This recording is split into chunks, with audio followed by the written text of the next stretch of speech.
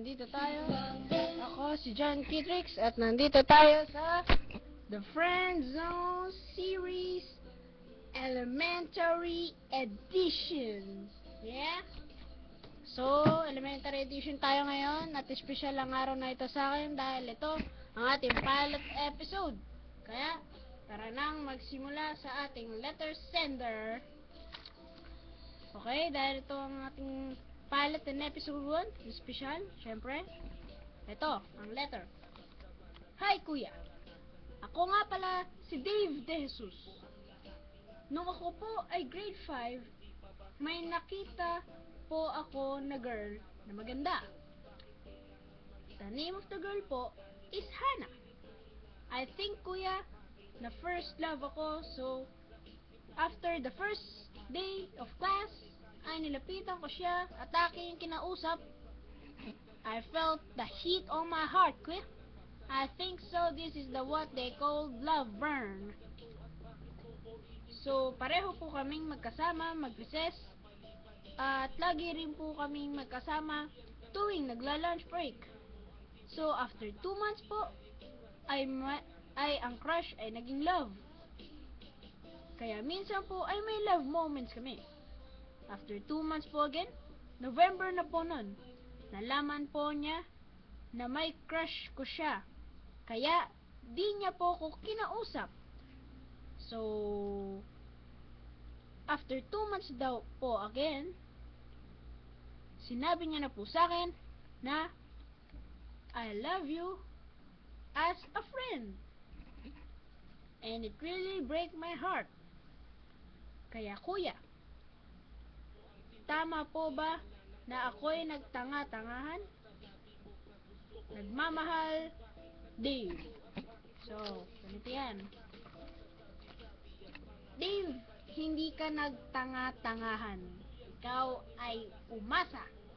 Ikaw ay pinaasa.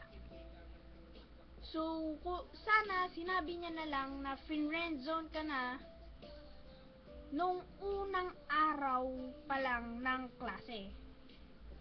So, ang sasabihin ko, kumbaga parang inuto ka ng matindi. Ganon, kumbaga, pinabayaan niya lang kayong magka love moments.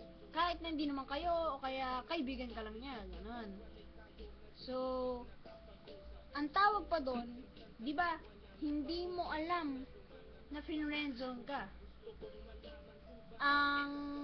Ibig sabihin nun, hindi mo alam na friendzone ka, na friendzone ka na pala. Ang tawag naman doon ay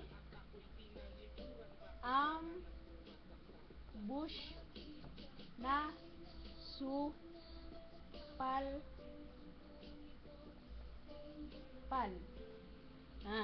Ambush na supalpal. So, ang ambush na supalpal ay parang nakatalikod ka, sinaksak ka niya ng nakatalikod. Ganon. Ayan o. Parang sinaksak ka niya ng nakatalikod. Ganon. So, yung mga ambush na supalpal, mag-ingat tayo dyan. Masakit sa puso. Ganon. So, ang paalala ko lang sa mga friendzone at na-ambush na supalpal, kung alam nyo, kunyari, nagkakaroon na kayo ng konting love moments. Okay, may love moments na kayo. Pero, madalas siya makipag-appear. O kaya naman sinasabi niya oo na. O kaya naman, kapag kunyari, nagte-textan kayo, ang sagot niya lang okay, sige, oo na, ganon. Ibig sabihin nun, boom, ingat na. Mag-ingat na kayo. Tapos, ganito pa. Kapag medyo umiiwas-iwas, isa na lang, medyo umurong-urong na rin kayo. Pabayaan yung siya ang lumapit. Tsaka, huwag nyo tanungin.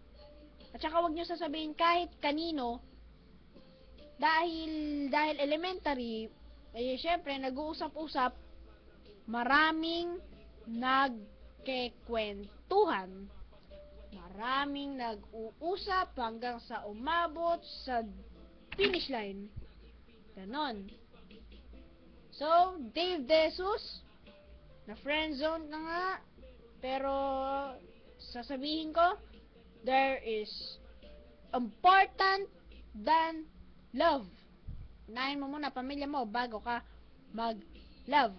Kaya, ito po ang Friendzone series. Yeah?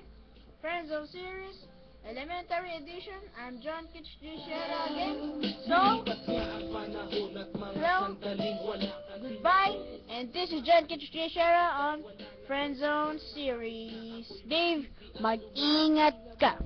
Bye.